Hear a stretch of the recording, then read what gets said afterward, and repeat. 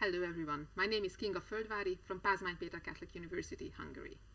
In this project, I looked at Shakespearean history play productions on Hungarian stages in the 3 decades between 1989 and 2019.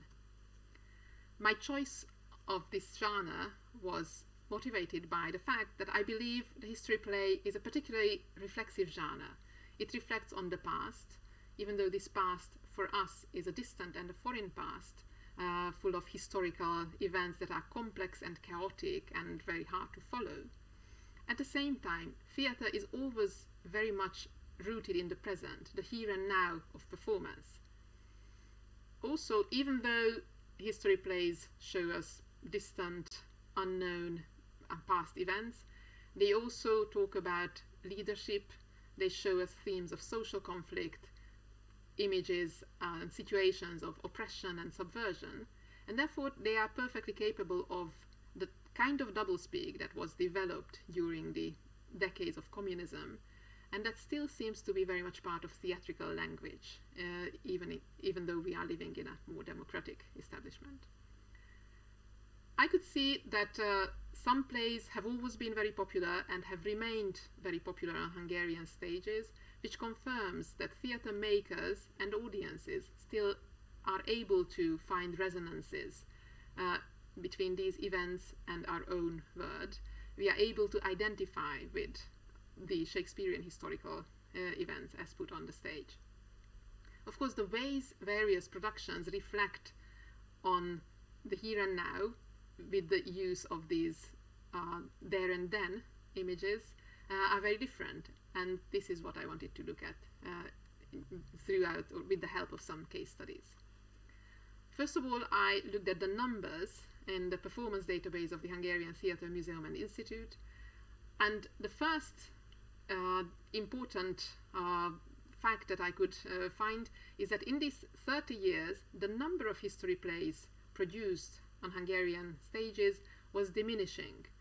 Some plays have never been performed in the past 30 years, and there might be various reasons why they have disappeared from the palette. At the same time, some other plays, notably Richard III, has become more popular than ever. There might be various reasons, as I said before. Partly, Richard III has always been the best known history play, at least in Hungary. And of course, it is also possible that during the communist decades, our ability to see our own plight in the history of another kingdom under an oppressive, tyrannical, dictatorial monarch, these resonances have never been forgotten. It's also possible that we can find such resonances even today. At the same time, it is of course also possible that some of the lesser known plays are being slowly but surely forgotten by general audiences, and therefore they would be hard to use for any particular contemporary messages.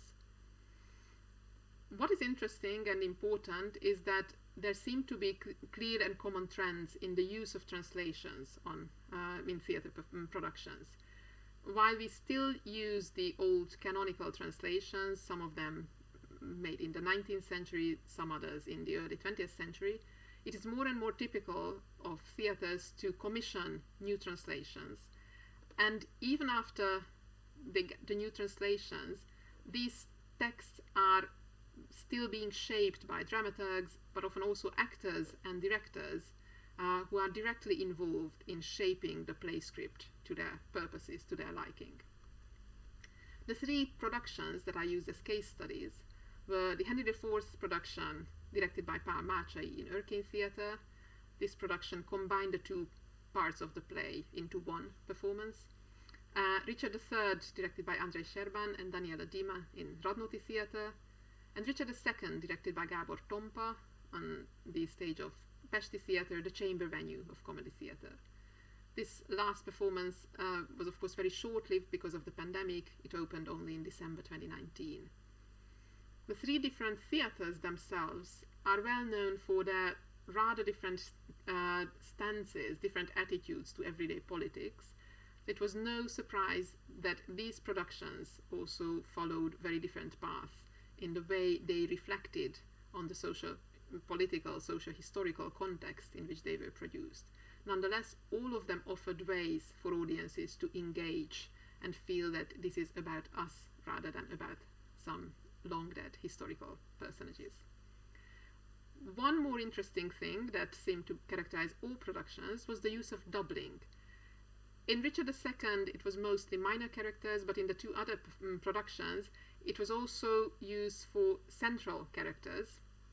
And both in the Örkény and the Radnóti production, doubling became a thought-provoking, extremely important central element. In Richard III, this was mostly used to reflect on various sides of personalities. And Henry IV, the Örkény production, this was one of the main and most important ways in which the production reflected on how corruption is endemic in all parts of society, at the bottom as well as at the top. The three posters of the productions also emphasized the very different artistic style that they followed. The Richard II production emphasized the youthfulness of the main characters and focused on this generational conflict between the young and the old, suggesting that the future of the youth is taken away from them, is blocked and destroyed by the old. The Richard III production was the one that was most explicitly rooted in the daily news of the here and now. As the poster also suggests, this was the most explicitly critical of the current Hungarian establishment.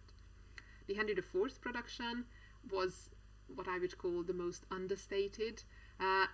It was not without political reflection, but in the same way as its poster allows the audience to find the double meaning of a crown, which is also the same or very similar to a beer cap, this was the way how the double words of the Henry IV plays were mirroring each other and both connected and offered us connection to contemporary Hungarian reality. If I can continue the research, of course I would like to extend it to all other Hungarian history play productions in these 30 years to see whether the trends that seem to be noticeable in these three productions are applicable to every other production in the era, or whether there are any further trends visible in the other productions. It would also be important to connect this research to an examination of history plays on on Central European stages in other countries, to see whether there are any regional trends or whether there are local national peculiarities. And of course, finally, it would also be interesting to see whether any other genre offers similarly common trends that might be connected to their generic qualities rather than their Shakespearean origins or the local peculiarities of individual theatres. Thank you for your attention.